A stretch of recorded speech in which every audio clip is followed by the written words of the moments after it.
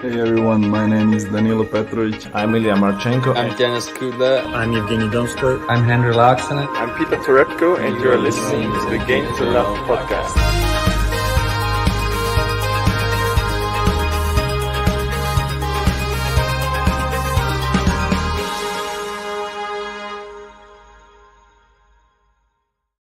Hey, welcome back, tennis fans. It's 2022. Happy New Year, first of all, to all of the tennis fans out there. I'm super excited. This is our first podcast of the year, and we're talking about the first tournament of the year. It is the ATP Cup. And sorry, we haven't been able to cover the matches. They are an ungodly hour over here in the UK, but we have been catching up with some of the results, and we'd like to bring you our thoughts on some of the crazy results that happened last night, especially. How are you doing, JG? Happy New Year to you, sir. Yeah, Happy New Year to you as well, mate, and everyone else watching. Great to see so many of you in the live chat. A lot of the regulars. We've got Lizzie there. Happy New Year. I'm not going to say it to everyone, but I'll just give you a name shout out. We've got Minaur as well. Jean's in the chat. David here. Thanks for joining us, guys. And as Ben's saying, this is the start of the tennis year, 2022. So much in store. Really our second season on Game to Love, would you say? I know we sort of did a little bit here and there, but the second full season, hopefully not so much COVID. So we're going to see more of a regular pattern, but we don't know about that. So let's have fingers crossed with that one. But the ATP Cup, there's been some great matches, some big shocks as well. There's not the highest caliber of players there. You've had Tsitsipas with a poor elbow, still not really recovered from the surgery he had. I thought maybe that could be too soon, him coming back to the ATP Cup. But we've seen Daniil Medvedev going out. We've seen Zverev looking calm, collected, and brilliant right now. Yeah. And of course, the big news in Ugo Humbert, he's back, mate. And I feel like you should have put him in your top 10.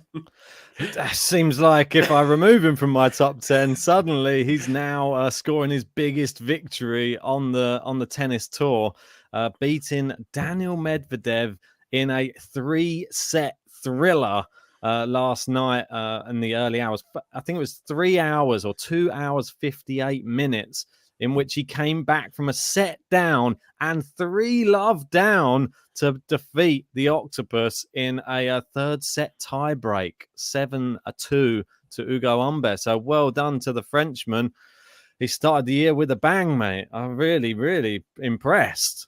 Come on. Man, there's two of them who we kind of slept on a little bit in our sort of predictions for 2022. Two young players with bags of potential. We know how good they are. The two I'm talking about, Alex de Minaur and, of course, Ugo Humbert. Neither of us put inside the top 10. Neither of us really gave it much of a mention in 2022. But yet, they've started the year so strong. We had Humbert, of course, beating Medvedev. And then Alex de Minaur. I think this was the better result. I'm going to put it out there. The reason I say that is because it had a lot more meaning for it. Like, you see Alex de Minaur after the match, looks like he was going to cry. It was pretty emotional stuff. In Australia as well, with all the crowds there, he was able to beat Berrettini. Yeah, I mean, that's incredible in itself, I think. I liked the fact that Alex de Minaur, he was speaking to the crowd, stuff like that, and you just see how much it means to him when he plays in Australia. And if he could have play in Australia all year round, he'd probably be inside the top 10 all year, I think. The way we've seen him play in the ATP Cup over the past 2 years is... Got that Rafa one as well. It was amazing, wasn't it? That's astonishing. Some of the shots he pulls off, the speed around the court. I'm hoping that he can maintain that type of level throughout the year. It's just unfortunate last year wasn't a good year for Alex de Minaur at all. It was really poor. He was a forgettable player on tour. He didn't have many strings of victories in a row. And ultimately, he's probably just been waiting to get back to Australia so he can kickstart his tennis career again, because it was a little bit damp back end of last year, that has to be said. Well, we are in Australia right now. And next up, Australian Open. Does that mean Alex de Minaur could be going pretty deep in that? He definitely has a chance. I think that he's one of those hardcourt players that you can't rule out playing in his home country. And if he gets a favourable draw, I fancy him to do better than Kyrgios, to be honest. I think it just depends how much training Kyrgios is doing. Like Tomic. Yeah, I know there's a lot of people talking about Bernard Tomic at the moment. Not too sure that he will get back to a high level, but prove me wrong. I'm sure there's a lot of people would love it if Tomic went deep in Australia. Let's see if he actually like wangles himself a wild card first. I'm sure there's going to be one coming his way. I'm sure. I'm just looking at the Australian Open results for Alex de Minaur. 2017, second round. 2018, first round. 2019, third round. 2020, he didn't go. And 2021, third round. So the best he's been able to achieve is in 2019 and 2021, both third rounds. You'd expect him to go a little bit further this year, especially the way he started. But you never know. Like, he just doesn't seem to do... He's never really announced himself on any of the Grand Slams yet. The best he's ever reached was US Open quarterfinal. That seems to be his best slam out of all of them. But I don't know. For his potential and what we know he can do, you'd expect him to be able to go very deep in a slam soon. Maybe 2022 Australian Open's the one. Quite possibly. I think you're right to say we weren't really considering him. He didn't have a great year, but he is only 22. You got to remember that. And I think, what was he? He was up in 2019. He was up to finishing the year in 18th in the world. So that was sort of the level pre-COVID he was at.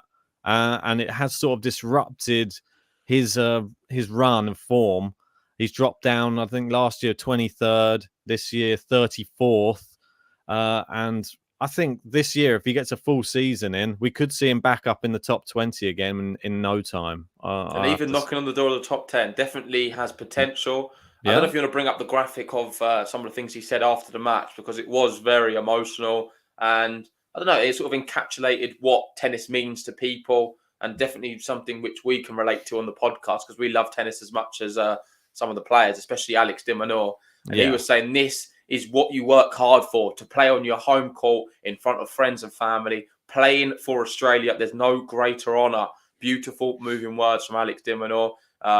There's a little video there below. We're not going to show the whole thing, but that's just a clip of it.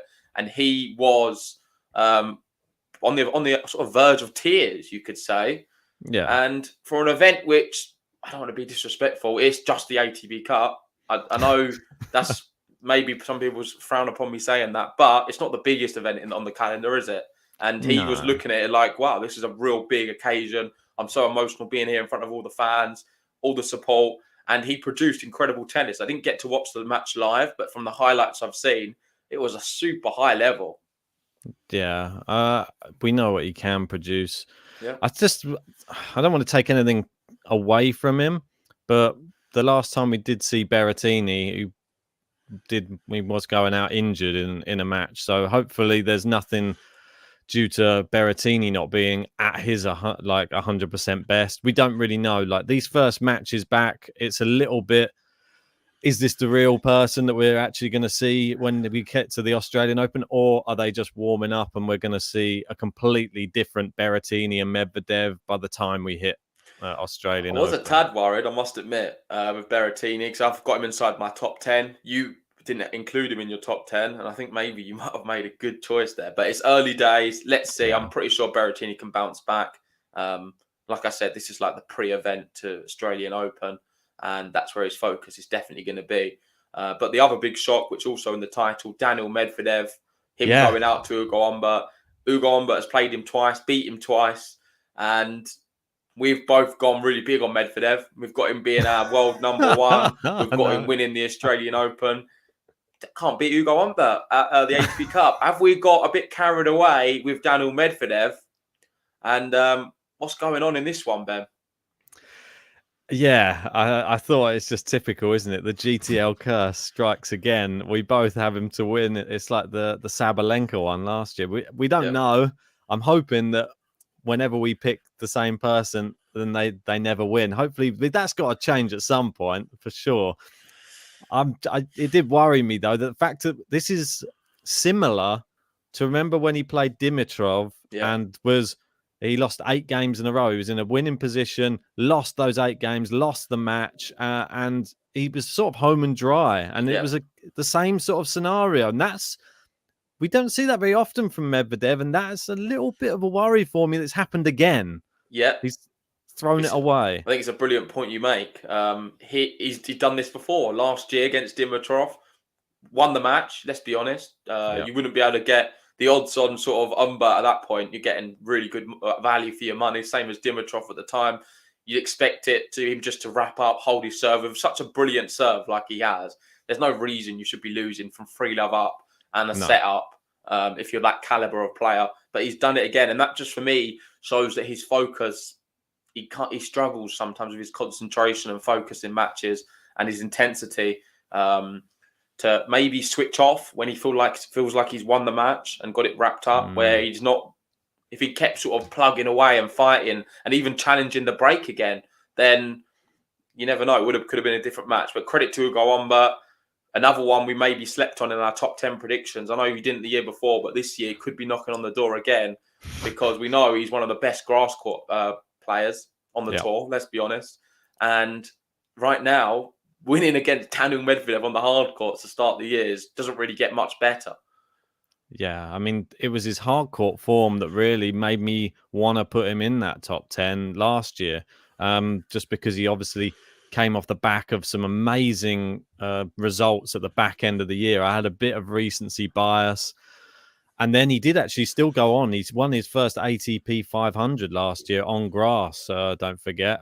Was it Halle or Stuttgart? Yeah. It's one of the two. But an incredible result for him there. I think if he was able to pick up a few 250 titles this year, maybe another 500, maybe a quarterfinal of a slams or 1 or 2, it's possible, I think, for him. He could sneak into that ATP tour finals at the end of the year potentially. They all have the ability. We've seen it. Look, someone like Norrie, he put in an amazing consistent performance for a whole year, gets you to the ATP tour finals, albeit you have to you have to come in and fill in, but that's possible. We've seen how many players are getting injured around on the tour these days. You just got to be there, even as an alternate. Like Karatsev was nearly there. Yeah, we've got Gene there just clarifying. Umber won Halle, beat Rublev and Zverev, which is crazy. Rupak there saying, why is Medvedev always losing head-to-head against the Frenchman? Frenchmans. Well, I wasn't aware that he loses always to French guys, but didn't he win a final in France against a Frenchman last year? I think that was in Marseille, wasn't it? So I don't know if that's strictly true. I remember he lost to Gilles Simon that time. So maybe he does have something with the French guys. He struggles every now and then, but I'm sure Daniil Medvedev will bounce back. Yeah, I'm sure. But it's a bit of a shaky start to the year for him. Do you think that there's? Sorry, go on. No, it's fine. I was going to say, do you think that there is a little bit as well with Medvedev in this ATP Cup? He's had Rublev drop out of his team. He's had Karatsev drop out of his team.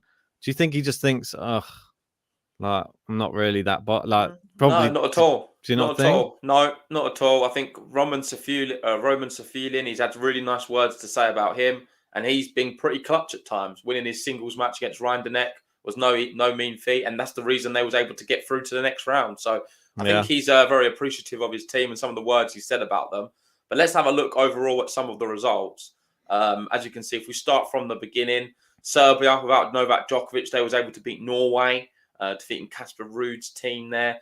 Chile, you'd expect them to get battered, no offence. I'm looking at their team. They've got no Gonzalez in there. And they lost 3-love to Spain. Poland got through against Greece. The big news about Greece is, they keep putting in Thanos because Tsitsipas isn't at the races, which puts sort of the Australian Open in question. Number one, is he going to play it? Is he going to be fit enough to play it? If he does, what level is he going to be able to produce? I know he's playing against Diego Schwartzman in the next match against Argentina. How's he going to fare against him? Because I think that's going to be a really tight one. If you're not at your best, Diego Schwartzman can pick you apart, and he started the year very strong.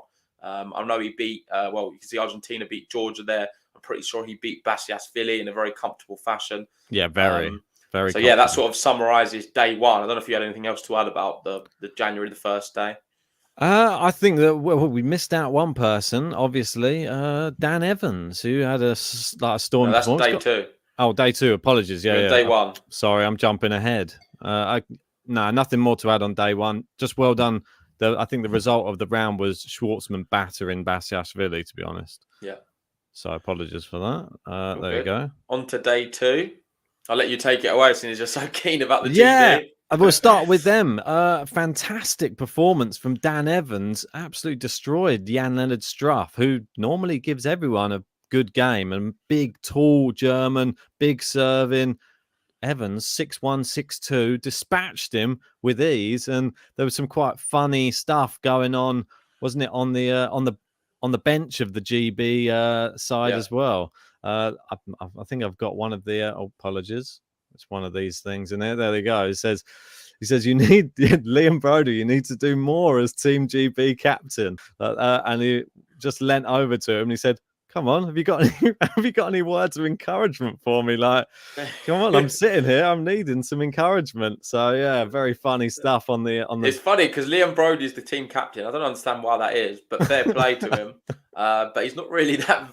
I don't know, not vocal at all. He's just sitting on the bench. I think he's just vibing out, enjoying the tennis. We know how good of a player he is, and what 2021 he has. So hopefully he can repeat that. But while we're on this Team GB topic, I actually secretly called it. I wasn't able to do it on a podcast, but I was preparing for one the other day. I know we was thinking about doing one on the 1st to do like a review before the tournament began, and there was a lot of different talk of different nations, but if we was to be doing our predictions, Ben, Team GB was my pick to win the whole thing. The moment I realised Djokovic was leaving, do you remember leaving? He wasn't in the tournament. Do you remember I said to you, I want to do a prediction video? Yeah. And because I've got my predictions out, I was going to go for Team GB. So I'm going to stick with that. And I'm predicting GB to go all the way and win the ATP Cup. I like it. I really do like it. So it's going well for me so far. Well, I think we're definitely good in the doubles, and with Dan Evans playing like that, Cam Norrie fell short against the best Zverev. Team. I don't care, Ben. It's the great team. I genuinely believe GB are going to do it this year. They've just beat Germany. Really tough doubles pairings they've got in Germany, and of course Zverev as well. I'm looking at the other nations. Italy now are out, I believe. Are they out? I don't think they're out yet, but they're not doing great. You can have a look at the standings. Here's the standings, just because I don't want to... Italy, you can see they're bottom at the moment, but they're not out necessarily yet, but it's not looking great for them. Just based off the nations who are left, I think Spain are always going to be challenging. USA, they've started very strongly. Yeah. And so is Argentina. I just fancy GB. There's something about them. I feel like it's in the air. Definitely. Well, that was, you'd say, one of the toughest matches playing against Germany, and to get a 2-1 victory there, if they're able, it's not an easy group. I don't even know Germany is tough. The USA have got some top players in there. Obviously, Fritz, Nakashima in there as well. And then you've got Canada, obviously. Yeah, you've got Felix playing there. Is Chapeau? No, Chapeau's pulled out. Chapeau pulled. No, he had COVID. That was it when he arrived, didn't he? Sorry, apologies. But yeah, Felix still a good player, but he did actually get defeated in 3 sets by Taylor Fritz yesterday. I think it was a set down as well. Yeah, came back and then managed to defeat him. Which I was watching a bit of that one. It was a pretty epic match. Fritz 6-2 up in the tie break, had some set points, ended up losing the tie break, and then followed up winning the next 2 sets. But Felix bottling it from a leading position again. Fritz looking good. America have a really good team, but the one thing Americans do have is a big cringe factor, and I'm going to have to bring it up while we're talking about Team USA, because I know we've got a lot of Americans in the live chat, and they're always giving it to us for about Raducanu and all the hype train. So this is our opportunity to give something back to you guys, the Americans, because what is going on with your team? Brilliant on the court. Off the court, not so sure. I think it is borderline cringe. And I died from secondhand embarrassment watching this one. So you're all going to have to witness these 9 seconds with us right now, live on the podcast. We are Team USA. Come on. USA. USA. USA. USA. I'm sorry. Go on, one more time. Turn it up, Ben. All right, I see. Have we got some full volume? Sorry if you can hear We it. are Team. USA. Come on. USA.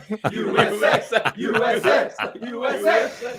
Oh, I was just waiting for that moment for Trump just to burst through the backboard and just go, USA, USA. this MAGA But yeah, hat on. that is pretty embarrassing. I thought we had to bring it up. While USA have a great team, they're very cringe off the court, and there was not escaping that one. No, that was uber cringe, unfortunately. I just like the fact that when they all stopped and you just went USA, and then there was just a pause, like, what do we do next? Like that, and then start that US, just the typical USA chant. Brilliant. Oh dear. It looked like they didn't want to do it themselves. Like someone had told them that you have to do this, by the way.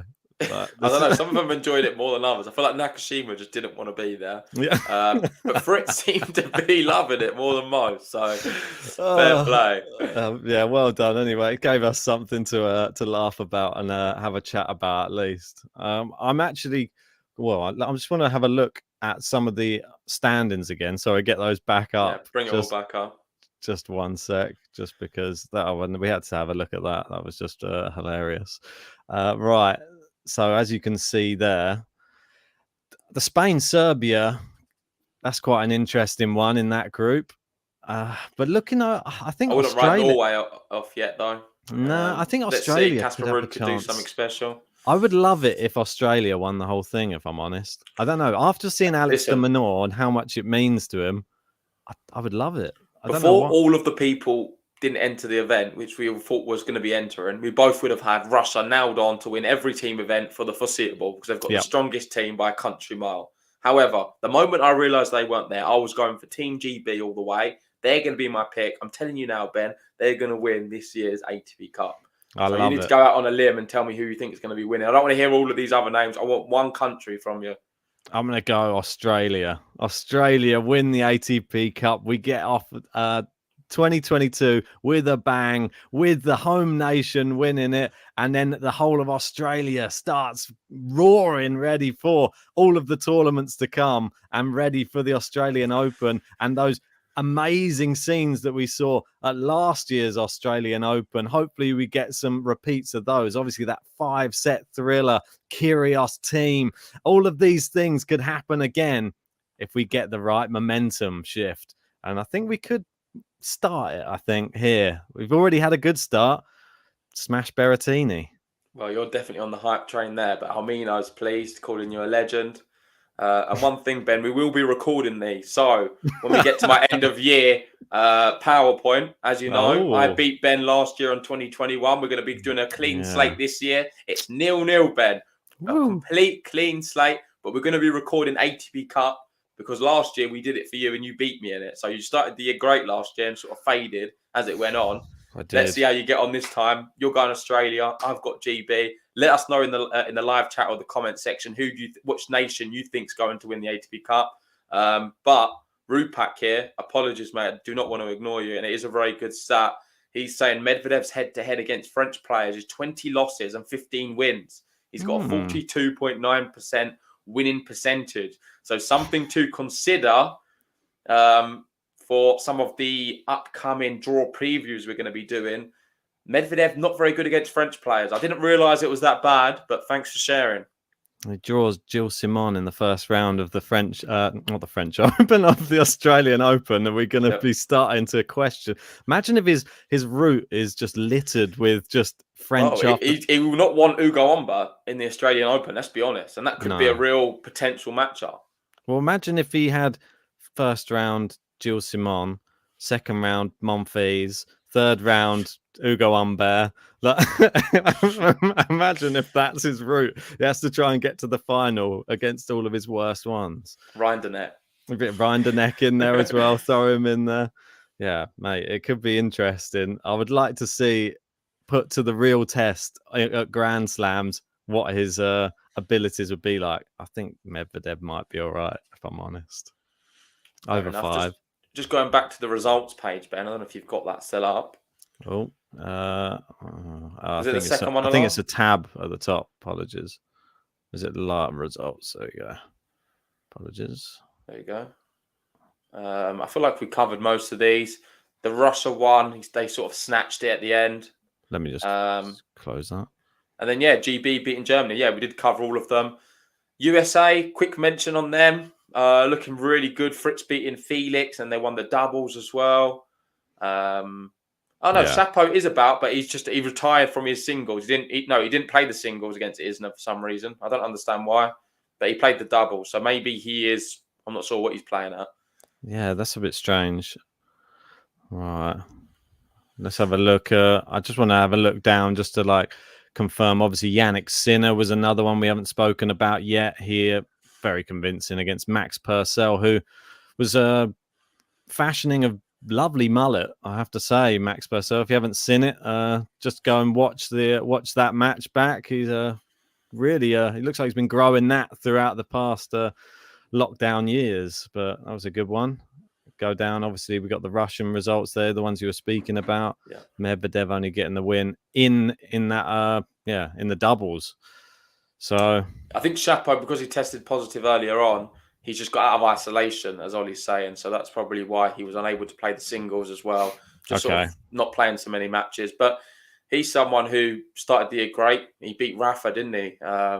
In that exhibition. In the Mubadala. Not that it means loads, but it could be someone who could be knocking on the door of the top 10 as well if he can pull some good results together. And I would watch out for him at the Australian Open. I might go quite big on him this year.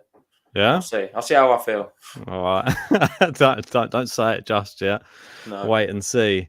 Yeah, this one was quite an interesting one. Obviously, I don't normally see Zverev playing much doubles, so maybe that's why this one's done pretty well. Dan Evans, I think he's a good doubles player, and he's done all right there. He's got a very solid partner there in Jamie Murray. Good to see them. That was the one that won the tie. Brilliant stuff. I'm just going to get rid of that. We should say that we're going to be doing some draw previews coming up over the next 2 days. There's going to be one later this evening, or in how many hours time? I'd say probably about 6 or 7 hours time. That one's going to be for Adelaide, WTA and ATP. And then we'll be doing the other 3 tournaments tomorrow. Yeah, exactly that. We've got obviously the ones tomorrow will be the one with Rafael Nadal in Melbourne. The Adelaide draw for the women's, I would say, is a little bit better than the men's one. I'm really looking forward to some of the players on the women's side. I don't know if you've got a list of some of them there. Yeah, you've got Sabalenka, you've got Ashley Barty, you've got Leyla Fernandez, Svitolina. You've got there's just like the who's who on that. Swiatek. You've got, and then on the men's side, we've got Gael Monfils and Khachanov. It's not terrible, Ben, but I understand the women's is going to be better. If we are to cover any matches as well, we most likely will be covering them ones on the women's side for Adelaide, because like Ben said, it is stacked and I can't wait to see what happens. Make sure to join us later on for our draw reaction video and make sure to enter your draws as well. I think they will be expiring end of today. So download the tennis app if you haven't already and join the Game to Love League on there. And then you will be in for a chance of winning cool prizes throughout the year and competing with me and Ben to test your tennis knowledge. So good luck with that, guys. And good luck with something else as well. As I'm sure you've all seen, we've launched a massive giveaway on the channel for 2 Roland Garros tickets 2022, 4 days, including the final. All you have to do to enter is hit the link in the description, and there's plenty of ways you can submit your entry. Yeah, there definitely is. It's a very exciting giveaway. Make sure that you get as many entries in as you can using that link. I've just noticed Coco asking, is Adelaide a 500 or 250? It's a 500 for women and a 250 for men. So that probably explains the difference in standard of players that are entering each side. Yeah. But anyway, thanks for listening, guys. Like and subscribe, and I'll see you on the next podcast. See you later.